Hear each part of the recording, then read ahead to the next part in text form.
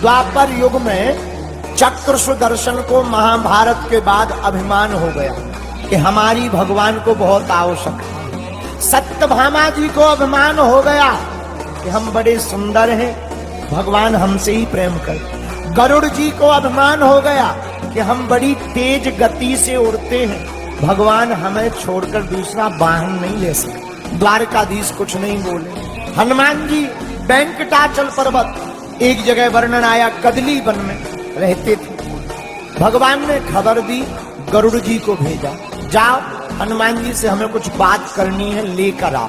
तो पहले तो हनुमान जी ने गरुड़ जी को मना कर दिया, हम नहीं जा सकते हैं, हमें यहाँ काम में व्यस्त है। क्या काम कर रहे हैं? बस कुछ नहीं, कीर्तन कर रहे हैं, और कौन आए जाए, समय लगता है। गरुड़ जी बोले आप चिंता मत करो, हमारी पीठ पे बैठो, हम एक क्षण में पहुंचा देते, कम समय लगेगा। हनुमान जी समझ गए इनको अपनी गति का घमंड है, अभिमान है। उधर भगवान द्वारकाधीश ने लीला की, चक्र सुदर्शन से कहा तुम दरवाजे पर पहरा दो, कोई प्रवेश ना हो पाए, भले ही वो हमारा पुत्र ही क्यों ना। चक्र सुदर्शन दरवाजे पे लग गया। इधर सत्यभामा जी को आज्ञा दी कि तुम श्रृंगार करके आओ, बैठो। सत्यभामा जी ने 16 श्रृंगार किया, बगल में बैठे। गरुड़ जी ने कहा हनुमान जी चलो।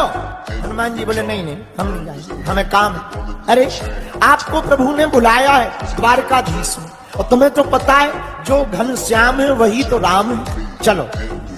हनुमान जी बोले अच्छा एक काम करो, तुम्हें गति का बड़ा अभिमान है, तुम जाओ, हम आ रहे, आपसे पहले पहुंच जाएंगे। गरुड़ जी बोले रहने दो, अब बूढ़े हो गए हो, हमसे पहले पहुंचना मुश्किल है, भगवान हमारी सवारी के अलावा दूसरे की सवारी नहीं करते।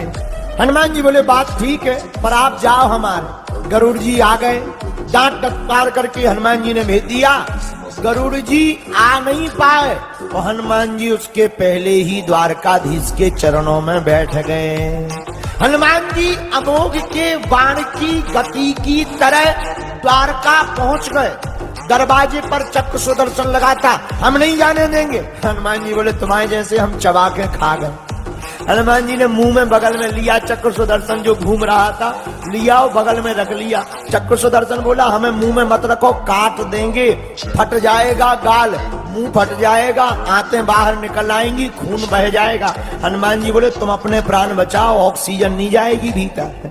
मुंह में रख लिया, अंदर आए, प्रभु को प्रणाम किया, और जैसे ही प्रणाम किया तो धीरे से कहा सरकार आपके बगल में ये दासी कौन बैठी? सत्यभामा जी को गुस्सा आ गई, हमको दासी कहते हैं। हनुमान जी बोले आपके बगल में तो हमारी श्री सीता जी श्री किशोरी जी बड़ी प्यारी लगती हैं। इधर गरुड़ जी बड़ी देर से वापस आए, तब हनुमान जी चरण दबा रहे थे। गरुड़ जी ने हनुमान जी को देखा तो बोले, गरुड़ जी बोले तुम कब आए? गरुड़ जी से हनुमान जी बोले तुम बताओ तुम कब आए? गरुड़ जी बोले हम तो अभी अभी आए, पर आपको तो हमें लग रहा हो जैसे चाय पानी नाश्ता होगा हो। हनुमान जी बोले सही परखा, हम तो बिल्कुल फ्री होके बैठे हैं, चरण दबा रहे हैं प्रभु के। गरुड़ जी बोले इतनी तेज गति? हनुमान जी बोले हम तो और पहले भी आ जाते, बीच में थोड़ा सा चक्र सुदर्शन ये लो निकाल के धर दिया, ये भाई साहब ने 1-2 मिनट खा लिए, नहीं तो और पहले ही आ जाते। गरुड़ जी बोले ये क्या है? हनुमान जी बोले गौर से देखो, चक्र सुदर्शन। चक्र सुदर्शन से पूछा कि तुम्हारी ये दुर्गति क्यों हुई? चक्र सुदर्शन बोला ठीक हुई, हमें अभिमान था कि हमारे बिना प्रभु का काम नहीं चलता है, पर धन्य है हनुमान जी, धन्य है इनके दास जिन्होंने हमारे जैसे अभिमान को भी मुख में रख लिया। और कितना अच्छा संकेत इस कथा का है, जो मान और अपमान अभिमान को अपने मुख में रखे उसी को तो कलयुग में और चारों युगों में हनुमान कहते हैं। इसलिए हनुमान जी क्या करते? राम काज भी करते। राम काज लगी तब अवतारा, और हनुमान चालीसा में भी उत्तर है राम काज करबे को आतुर, जगह उत्तर है। तो एक काम राम काज, हनुमान जी दूसरा काम क्या करते? अभिमान का भोजन करते। किसका भोजन करते? अभिमान का भोजन करते।